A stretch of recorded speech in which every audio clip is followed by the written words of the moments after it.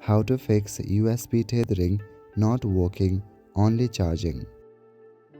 Hello everyone, if USB tethering is not working and your Android device is only charging when connected to a computer, then follow these steps. This might happen due to various reasons. However, you can follow some of these troubleshooting steps. Firstly, ensure you are using a data transfer cable and not a charging only cable. Also, try different cables to confirm if the issue is with the cable.